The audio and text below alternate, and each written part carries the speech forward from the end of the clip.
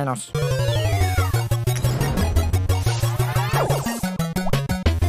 El Video of Today nos ayudará a entender los cambios y transformaciones que se hicieron para llegar a donde estamos a día de hoy. Con la muerte de Franco, el país entra en la transición democrática y se enfrenta a 3 modelos. A ver, ¿cuál elegirías tú? Tenemos a los continuistas, que defendían que siguiese el sistema político de la dictadura. Estos eran los franquistas puros, inmovilistas, los del búnker, vamos, toda esa gente. Luego tenemos a los que opinan que hay que formar un gobierno provisional para poner punto y final al franquismo. Después se harán unas elecciones, una constitución y ¡ale! Vida nueva. Esta era la tesis de los partidos que se habían opuesto de siempre a la dictadura. Y por último estaban los de hacer una mezcla, reformar el sistema, ir cambiando las leyes franquistas poco a poco y así alcanzar la democracia. Bueno, pues tú con cuál te quedas.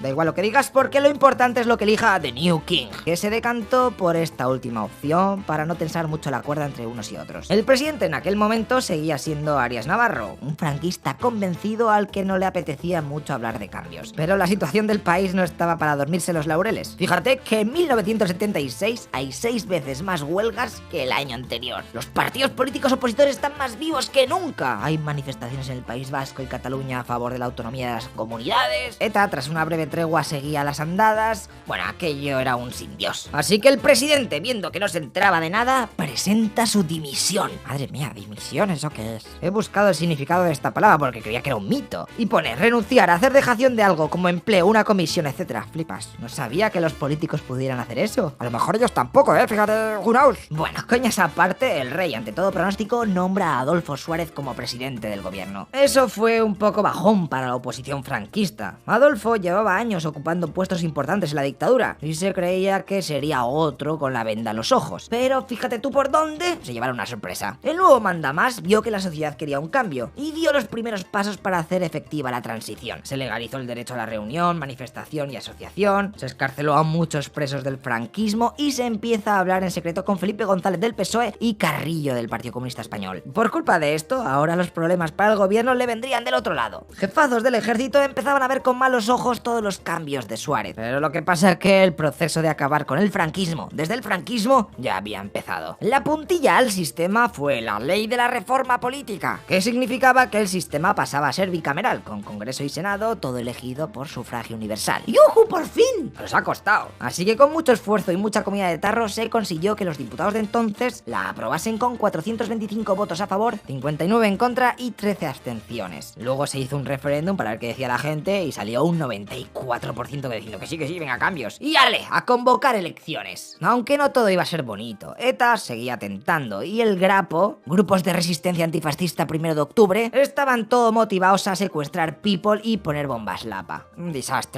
Y es que encima los del otro lado no se quedaban con las manos cruzadas. Y pistoleros de ultraderecha asesinaron a 5 abogados laboristas del Partido Comunista Español en su despacho de la calle de Atocha en Madrid. En medio de esta tensión tocó al gobierno hacer algo muy delicado: legalizar al Partido Comunista. Acción que fue muy mal llevada por los militares y franquistas, pero la cosa no fue a más y ¡pumba! Elecciones de junio de 1977. Por si viajas al pasado y tienes que votar allí, te voy a decir cuáles son las opciones políticas más potentes. De izquierda a derecha, El Partido Comunista de Santiago Carrillo, el Partido Socialista Popular de Enrique Tierno Galván, el PSOE de Felipe González, la Unión de Centro Democrático con Adolfo Suárez y Alianza Popular de Manuel Fraga. Obviamente a ambos lados había partidos más extremistas, pero los españoles decidieron que no estaban para muchos jaleos y eligieron a la UCD con 34,6%, seguido del PSOE con 29,3%, después el PCE con 9,4% y Fraga con 8,3%. Con esos números tan ajustados tocaba hacer política de consenso para seguir adelante, y así fue. Se firmaron los pactos de la Moncloa, en los que los demás partidos apoyaban las medidas de Suárez contra la crisis económica que tenía el país. Así que todos a una trabajan para ayudar en esta etapa. De mientras el terrorismo de ETA aumentaba, matando a militares con la intención de que se hartasen y bloqueasen el proceso hacia la democracia. Y en cuanto al tema de los nacionalismos, Suárez impulsó las autonomías a lo largo de todo el territorio nacional y en Cataluña restableció la Generalitat, volviendo Tarradellas y todo desde el exilio. Así que ahora que hemos visto todo esto, toca hablar de la Constitución de 1978. 36 diputados de todos los colores se sentaron a debatirla y pese a tener ideologías muy diferentes, sacaron adelante un texto que more or less hacía happy a todos. El Congreso aprobó la Carta Magna el 31 de octubre y luego se sacó a referéndum a la calle, que con un 88% fue aceptada por los españoles el 6 de diciembre. De este librico con 169 artículos te tiene que quedar claro que pone: España es un estado social y democrático de derecho. El país es una monarquía parlamentaria. el Estado es indivisible y que reconoce y garantiza el derecho a la autonomía de las nacionalidades y regiones. Además hubo otras updates, como que se quitaba la pena de muerte, el Estado volvía a ser aconfesional, había libertad de prensa, derecho a huelga, educación, todas esas cosas que tenían los demás países estándares, pues eso. En la Constitución también se explican cosas como que el rey es el jefe del Estado y mando supremo de las Fuerzas Armadas, que los tres poderes están separados y son independientes, o así debería ser. El legislativo reside en las Cortes Generales, es decir, en el Congreso de los Diputados y en el Senado. El ejecutivo es para el gobierno de turno y el judicial va de la mano de los jueces y magistrados del Tribunal Supremo y el Constitucional. Para que no haya movidas respecto a la organización territorial, se opta por las autonomías, a las que se les da funciones extra y competencias. Eso sí, siempre que lo aprueben las Cortes y que tienen que estar en los famosos estatutos de autonomía escrito ahí en plan, mira, te doy esto, bueno, pues vale. Lo siento si esto es un poco tostón, pero una rápida visión del chasis del Estado, bah, nunca viene mal. Venga, pues pared, la cual esta no prosperó, pero el PSOE ganó publicidad y aquello le vino de perlas. Ante semejante panorama, Adolfo Suárez decide dimitir y se nombra como sustituto a Leopoldo Calvo Sotelo, el sobrino de José Calvo Sotelo, el que asesinaron antes de la Guerra Civil, ¿te acuerdas? Pues ese. Madre mía, ¿aquí todo queda en familia o qué? Bueno, pues cuando los políticos están en el Congreso de los Diputados para hacer efectiva la nueva investidura del New President, ocurre esto. ¡Quieto todo el mundo! Venga tú, Pimpín, tráeme un bocadillo de calamares y a toda esta gente unas pizzas hawaianas que se jodan. ¡Rus, ve! ¡Su cambiar!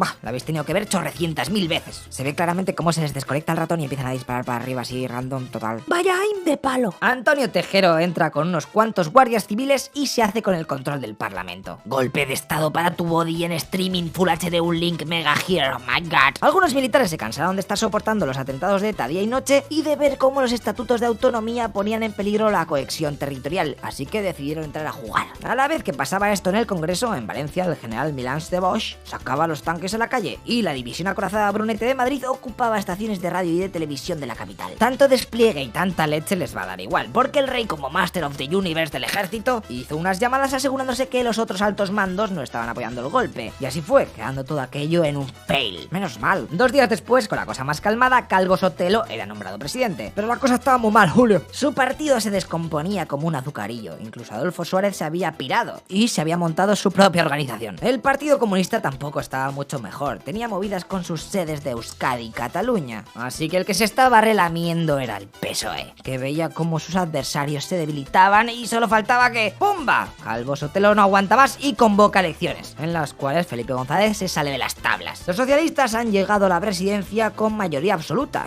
A ver qué tal lo hacen.